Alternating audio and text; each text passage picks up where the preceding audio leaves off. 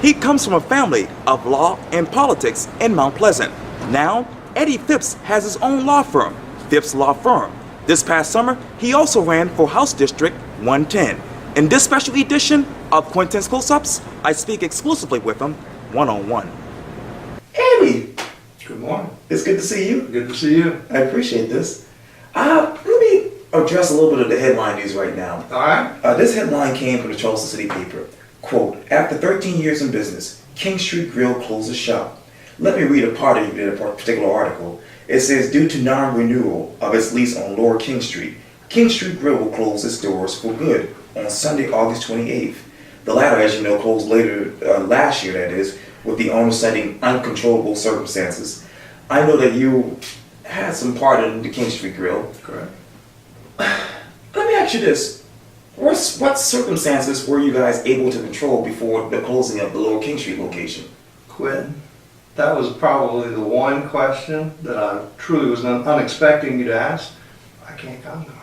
Oh, okay. Yeah, Okay. but I wish I could, but Okay. I can't comment. Just because of legal Okay. ramifications, legal matters, and I at one point in time represented them, so Right. I can't comment on that. Giving thanks. No, you're welcome. Oh, no worries. Giving thanks. They said this, quote, we would like to thank all of our customers and employees for the support over the years. We started on King Street, and King Street will always be in our name, even if we don't have a King Street restaurant. And co-owner Scott Cotter said that in a press release.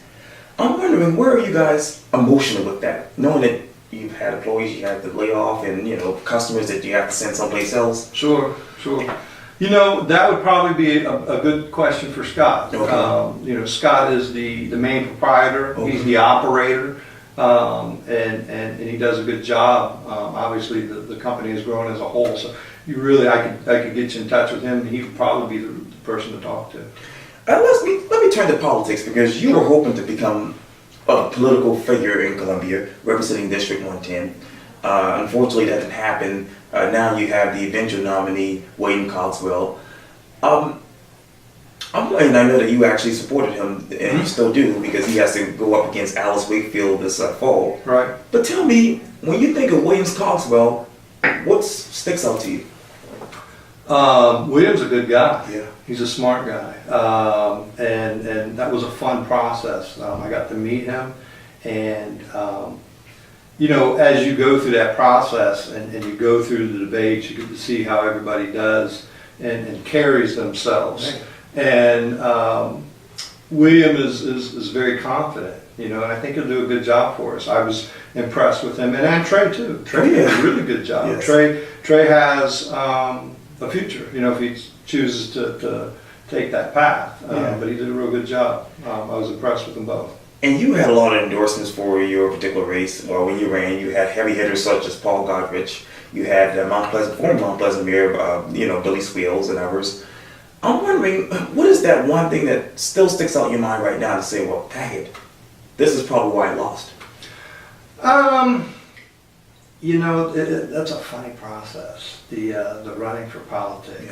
Yeah. And I learned a lot of things. You find out who your real friends are. You find out who you can really trust. Oh yeah, and that was interesting. But you also, we worked hard and knocked on a lot of doors and met a lot of people, a lot of good people. Yes. But at the end of the day, what I realized was there's not a big percentage of the population that really get involved. It's not that they don't care, right, but they're not active and they don't get involved. And it's hard work. I tell you, those guys that choose that path of public service, it's unthankful. The people don't appreciate it. It's really hard work. Yes, indeed.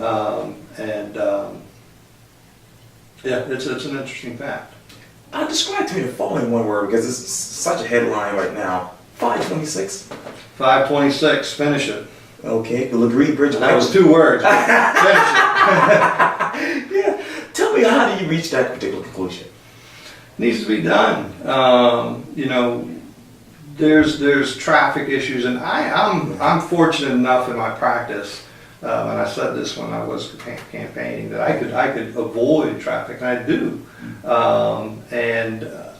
I get here either before or after the traffic is out there, and the same with the 5 o'clock rush hour.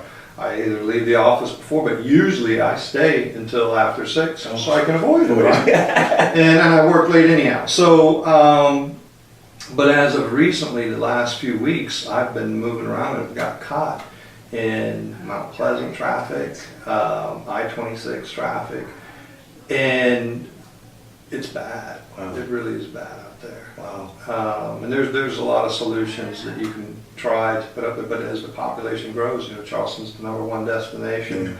You can't stop them from coming. Yeah. A lot of people don't know this, but you have a vast amount of experience in law and politics. Obviously, as we just talked about off camera, you used to be a former Mount Pleasant police officer, and you juggled that as well as trying to get a college degree. And I know that your mom used to be on the clerk of council for Mount Pleasant. Yeah, she was clerk of court. Sorry, Yep. sorry about that. And your father was on Mount Pleasant Waterworks. Correct. When did the political bug bite you? There was a process. It's funny and it's a long story, but at some time, probably about 4 years ago, there were some people in politics. And I've always supported people and raised money. And that's kind of how it first started. Okay. Throughout my practice, people would come to me and ask me to raise money, and I would. And I would bundle money together for them, which is an interesting term. Okay. And so I was considered a bundler. Okay. And then I was always behind the scenes in politics. And at some point, about 4 years ago, there was a handful of people up in the state, and they kept saying, you need to run. You need to run for this position. Yeah. And I kind of, I'm busy. I work 24/7. Right. And I've got a bunch of other stuff going on other than my full-time law practice, which is growing. And so I've kind of put it off. And, I respect Chip, and running against an incumbent is very difficult. But when he stepped down, I got a phone call late at night, and a particular person on the phone said, it's time. Like I was a sleeper cell, And I said, well, what are you talking about? And I said, he's not running. Rumor is he's not running. And so I made some phone calls, and I called Billy Swell. Matter of fact, he was the first person I called. And I said, is it true? He says, yeah, it's true. And I said, well, what do you think about me running? And he said, I'm behind you 100%. And that's where it started, and we were off to the races. And you talk about Chip Hymos. When you think of his legacy, what goes to your mind? It is a legacy, is exactly what it is. He's had a long time in there. I didn't know Chip that well. Okay. And I met him. We had lunch the day he announced he wasn't running. Wow. And he's just a nice guy. Yeah. I really appreciated how he maintained his position during the campaign, and he was very supportive and helpful, quietly in the background. But it was still I appreciated. He didn't have to do that. Yeah. Describe to me the following one word: the Old Village. The Old Village. I used to live in newspapers back in the days. And it's forever changing. Yes. You can go back there now, and they're knocking down the old ranch-style houses and building these larger houses. They're trying to maintain that old charm that it has, and they should. But it's changing. Coleman Boulevard's changing. Mount Pleasant's changing dramatically, and hopefully we could, the council, they got a good council on there now. Not that they didn't have one before, but everybody has different initiatives that they want to pursue and complete through their own legacies. Right. I think the old regime that was in had a certain pattern and path, and it's kind of, people forget about why Coleman Boulevard was started to be looked at real hard, and what that came from was the town center. The town center had taken away a lot of the business from Coleman Boulevard. Wow. And so the older regime was really focused based upon the business owners on Coleman Boulevard's request, and to try to bring back some of that business back to Coleman Boulevard. And that's why you started seeing all that growth and a lot of initiatives to restructure Coleman Boulevard.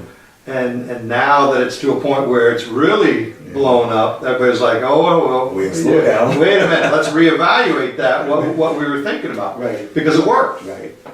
And so now they're caught in the process of trying to to take another look at that. And I think they're doing a good job at it. James B. Edwards, Moultrie Middle, and Bishop Engel High School. Mm-hmm.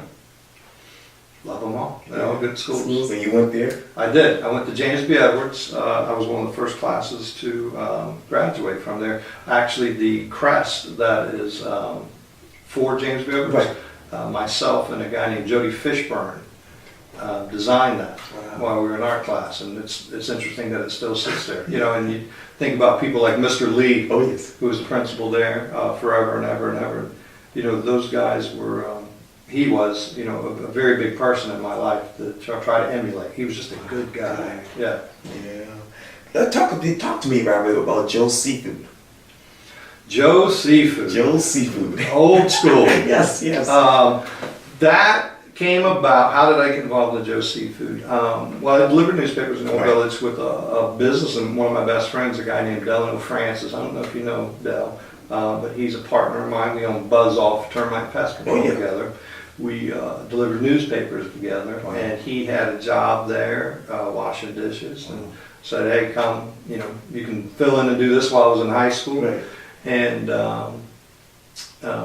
it was fun. I mean, it's ever changing. Shim Creek has a lot of good memories there, and it still will. I mean, even though it's changing, I think people still have the same memories. Yeah.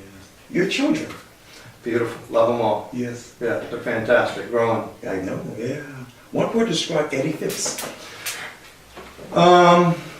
Busy. Yes, sir. I mean, how long has it taken for us to get together? We've been trying to get together since March. Busy. I would say a risk taker. I hustle. A hustler. Yes. But caring. Yes. Yes. I'm very generous. A lot of times I say my generosity is my worst, first mistake. Not worst mistake, but it's my first mistake. People tend to take advantage of that, and they take advantage of you working hard. Right. They do. I didn't grow up with a silver spoon in my mouth, and I've been working hard ever since to, accomplish things and try to be successful in a sense. And it's a hard balance, it's a hard balancing that and your family life. Right. Because your children, they don't care who you are or how much money you make or who your friends are. Right. They want one thing, and that's your time. And it's a hard balance to try to give them things that you didn't have and work and hard and hustle, and at the same time give them the time that they deserve and need. It's a difficult balance. Yeah, I understand that completely. Okay. Yeah. Well, Eddie Phipps, it's so good talking to you. Thank you so much for your time. Absolutely. Thank you. I appreciate it.